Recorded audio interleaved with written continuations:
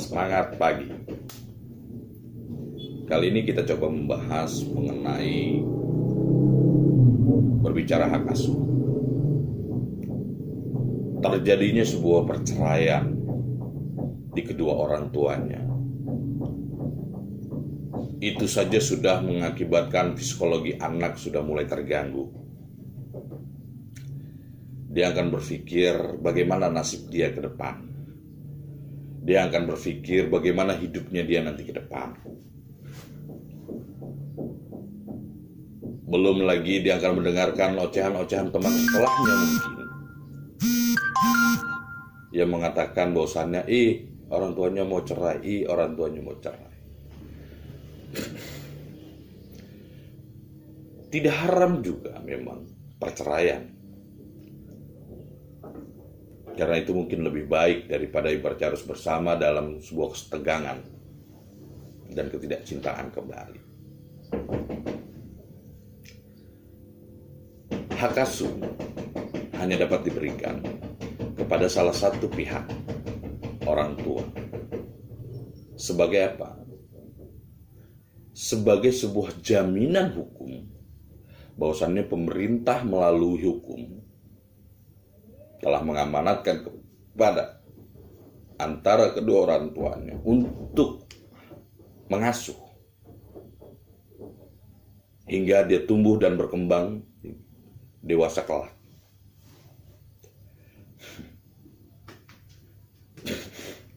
Lalu, apakah bisa apabila ada kakeknya ingin mengasuh cucunya, sedangkan salah satu pihak itu masih ada? Yang punya hak itu tetap orang tua kandung, bukan kakek, bukan paman, bukan nenek.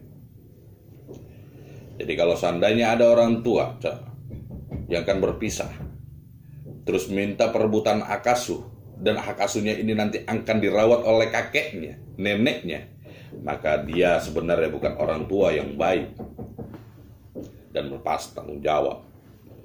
Hanya sebuah ego-ego saja. Bagaimana dengan anak yang masih balita? Wahai para kaum ayah,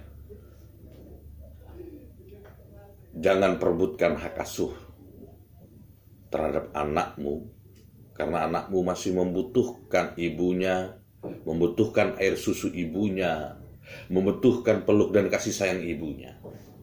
Jadi, biarkan hak asuh tersebut kepada ibunya. Tapi ingat, wahai para ibu, jangan kau pisahkan hak seorang ayah. Jangan kau biarkan seorang anak tidak menerima kasih sayang dari seorang ayah kandungnya sendiri. Pernikahan boleh bercerai, tapi kasih sayang terhadap anak kandung hasil pernikahan kalian berdua harus tetap kalian jalani secara baik. Lalu ada beberapa kejadian pernah